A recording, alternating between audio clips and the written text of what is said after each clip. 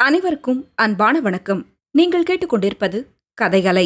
வாசிப்பவர் ஹேமலதா ஜெகநாத். அமரர் கல்கி எழுதிய சிவகாமியின் சபதம், பாகம் 3, அத்தியாயம் 56. மகேந்திரர் கோரிக்கை. மாமல்லர் பரஞ்சோதி முதலியவர்கள் காஞ்சிக்கு திரும்பி வந்தபோது மகேந்திர பல்லவரின் தேகநிலை முன்னைவிட மோசமாகியிருந்தது. அவர்கள் சிவகாமியை அழைத்து வரவில்லை என்று தெரிந்த பிற்பாடு அவருடைய உடம்பு மேலும் நலிவடைந்தது. திருவெண்காட்டு நமச்சிவாய வைத்தியர் எவ்வளவோ திறமையாக வைத்தியம் செய்தும் தேக நிலைமையில் அபிவிருத்தி ஏற்படவில்லை. மகேந்திர பல்லவர் ஒரு நாள் தம் புதல்வர் மாமல்லரையும் மந்திரி மண்டலத்தாரையும் படைத்தலைவர்களையும் கோட்டத் தலைவர்களையும் அழைத்து வரச் செய்தார். படுக்கையில் படுத்தபடியே சுற்றிலும் சூழ்ந்து நின்றவர்களை சக்கரவர்த்தி பார்த்தார். எல்லாருடைய கண்களிலும் கண்ணீர் கசிந்திருப்பதையும் எல்லாருடைய முகத்திலும் பக்தி விசுவாசம் ததும்பிக் கொண்டிருப்பதையும் கவனித்தார். மகேந்திர பல்லவரின் பழைய சிம்மகர்ஜனை குரலை கேட்டிருந்தவர்கள் இப்போது அவருடைய மெலிந்த ஈனஸ்வரமான குரலை கேட்டு திடுக்கிட்டார்கள். தங்களுடைய உணர்ச்சியை வெளிக்காட்டாமல் தடுத்துக்கொள்ள முயன்றார்கள். மகேந்திர பல்லவர் சொன்னார், நான் இந்த புகழ்பெற்ற பல்லவ சிம்மாசனத்தில் ஏறி இன்றைக்கு 25 வருஷமாகிறது.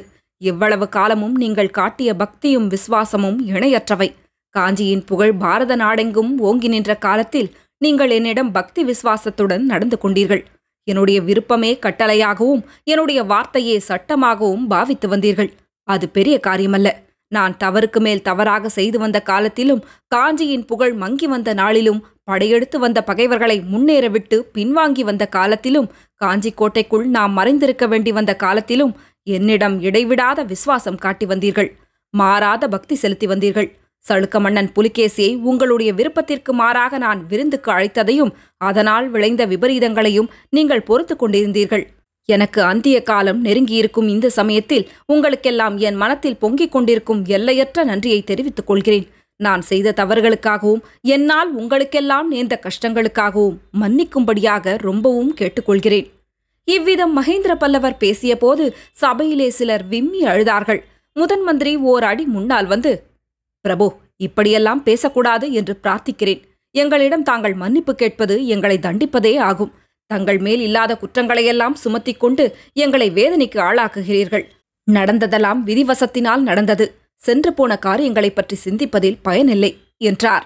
மகேந்திர சக்கரவர்த்தி மேலும் கூறினார், சாரங்கதேவ பட்டரின் மொழிகள் என்னை மேலும் உங்களிடம் நன்றி கடன் பட்டவனாக செய்கின்றன.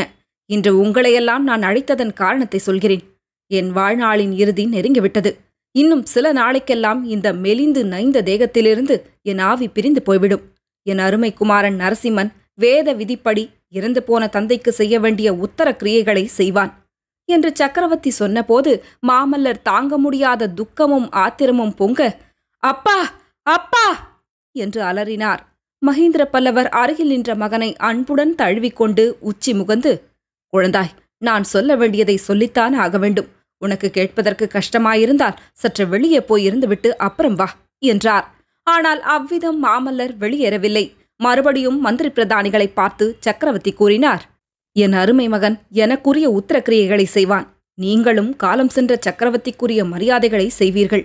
ஆனால் இதனாலெல்லாம் என் ஆத்மா சாந்தி அடையவே அடையாது. இப்போது நான் உங்களிடம் கேட்டுக்கொள்ளப் போகும் கோரிக்கையை நிறைவேற்றி வைத்தால் என் ஆத்மா சாந்தி அடையும். இல்லாவிட்டால் சொர்க்கத்திலே இருந்தாலும் என் ஆவி நிம்மதி அடையாது. பிரபு, சொல்லுங்கள். தங்களுடைய ஆக்ஞை எதுவானாலும் அதை நிறைவேற்றி வைப்பதாக இங்குள்ளவர் அனைவரும் சபதம் செய்ய ஆயத்தமாயிருக்கிறோம் என்று முதலமைச்சர் கூறினார். என்னுடைய அஜாக்கிரதையினாலும் சளுக்க மன்னனின் வஞ்சகத்தினாலும் பல்லவ வம்சத்துக்கு பெரிய அவமானம் நேர்ந்துவிட்டதை நீங்கள் அறிவீர்கள். 600 வருஷத்து வீர புகழுக்கு என் காலத்தில் பங்கம் நேர்ந்துவிட்டது. அந்த அவமானத்தை என்னாலே துடைக்க முடியவில்லை. இழந்துவிட்ட பல்லவ வம்சத்து புகழை நிலைநாட்டாமலே நான் உங்களிடம் விடை பெற்றுக் கொள்கிறேன். நான் செய்ய முடியாமற் போன காரியத்தை நீங்கள் நிறைவேற்றி வைக்க வேண்டும். பல்லவ சைன்யம் படையெடுத்துச் சென்று சளுக்கரை வென்று புலிகேசியை கொன்று வாதாபி நகரை அழித்து தீ வைத்து எரிக்க வேண்டும். வாதாபி நகரம் இருந்த இடத்தில் பல்லவ ஜெயஸ்தம்பம் கம்பீரமாக வானலாவி நிற்க வேண்டும். அப்போதுதான் பல்லவ வம்சத்துக்கும் தமிழகத்தின் வீரத்துக்கும் நேர்ந்துள்ள களங்கம் நிவர்த்தியாகும். இதுவே என் கோரிக்கை. என்ன சொல்கிறீர்கள்? நிறைவேற்றுவீர்களா? நிறைவேற்றுகிறோம், நிறைவேற்றுகிறோம் என்று ஏக காலத்தில் பல குரல்கள் ஒலித்தன. மகேந்திர பல்லவர் வாழ்க, வீர மாமல்லர் வாழ்க என்ற ஜெயகோஷங்களும் முழங்கின. மகேந்திர பல்லவர் இன்னொரு தடவை எல்லாரையும் பார்த்து, மறுமுறையும் உங்களுக்கு என் இருதயத்தில் பொங்கும் நன்றியை தெரிவித்துக் கொள்கிறேன் என்றார். அப்போது முதலமைச்சர், பிரபு, ஒரு விஷயம். தங்கள் கோரிக்கையை வெளியிட்ட போது இங்குள்ள நாங்கள் அனைவரும் அதை நிறைவேற்றி வைப்பதாக ஒப்புக்கொண்டு கோஷித்தோம். ஆனால் முக்கியமாக தங்கள் கோரிக்கையை நிறைவேற்றி வைக்க வேண்டிய இருவரும் சும்மா இருந்தார்கள். குமார சக்கரவர்த்தியையும் சேனாதிபதி பரஞ்சோதியையும் தான் சொல்கிறேன்.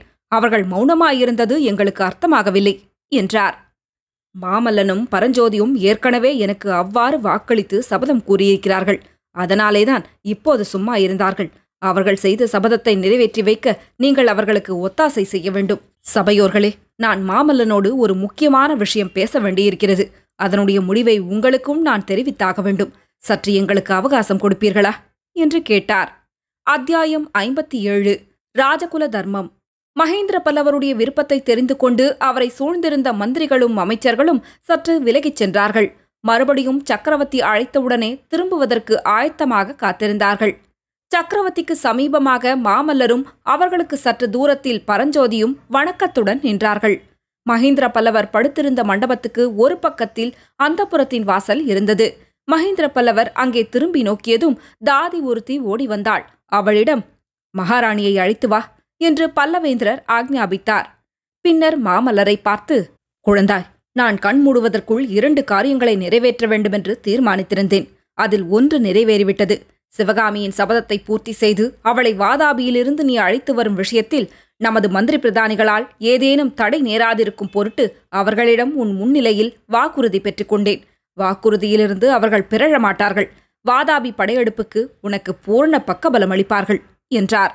மாமல்லர் மறுமொழி எதுவும் சொல்லவில்லை. மகனே, நான் செய்ய விரும்பும் 2வது காரியம் உன்னை பொறுத்திருக்கின்றது. நீதான் அதை நிறைவேற்றித் தர வேண்டும். மரணத்தை எதிர்பார்க்கும் சக்கரவர்த்தியின் கோரிக்கையை மந்திரி பிரதானிகள் உடனே ஒப்புக்கொண்டார்கள்.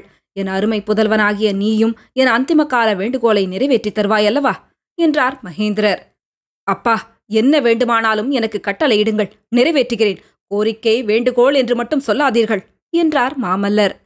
குமாரா, இந்த பெரிய சாம்ராஜ்யத்தை நிர்வகிக்கும் பொறுப்பு கூடிய சீக்கிரம் உன் தலையில் சாரப்போகிறது. 1000 ஆண்டுகளாக புகழ்பெற்ற காஞ்சி மாநகரின் சிம்மாசனத்தில் நீ வீற்றிருக்கும் காலம் நெருங்கி வந்திருக்கிறது. அப்பா, இவ்விதமெல்லாம் தாங்கள் பேசுவதானால் நான் இங்கிருந்து போய்விட விரும்புகிறேன். எனக்கு சிம்மாசனமும் வேண்டாம், சாம்ராஜ்யமும் வேண்டாம். தாங்கள்தான் எனக்கு வேண்டும். நெடுங்காலம் தாங்கள் திடகாத்திரமாக வாழ வேண்டும். மாமல்லா, நம்முடைய கண்களை நாமே மூடிக்கொண்டு எதிரே உள்ளதை பார்க்காமல் இருப்பதில் பயனில்லை. இனி நெடுங்காலம் நான் ஜீவித்திருக்கப் போவதில்லை. அப்படி ஜீவித்திருந்தாலும் திடகாத்திரமாக இருக்கப் போவதில்லை. சாம்ராஜ்ய பாரத்தை இனிமேல் என்னால் ஒரு நிமிஷமும் தாங்க முடியாது. அந்த பொறுப்பை நீதான் வகித்தாக வேண்டும்.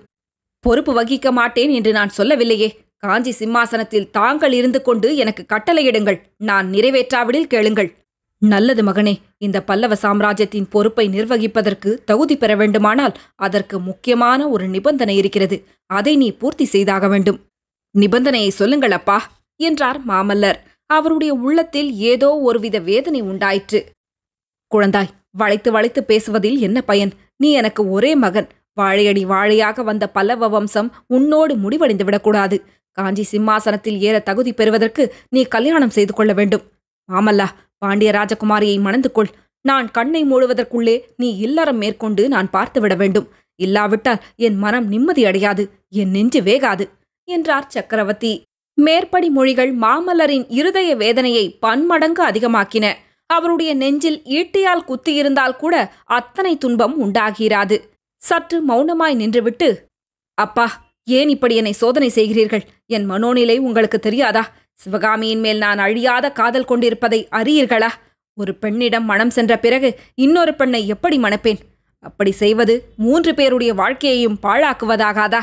இத்தகைய காரியத்தை செய்யும்படி எனக்கு கட்டளையிடுகிறீர்களா என்று மாமல்லர் கேட்டார். அவருடைய வார்த்தை ஒவ்வொன்றும் இருதயத்தின் அடிவாரத்திலிருந்து நெஞ்சின் ரத்தம் தோய்ந்து வெளிவந்தது. மகேந்திர பல்லவர் குமாரனை அன்புடனும் ஆதரவுடனும் தடவிக் கொடுத்தார்.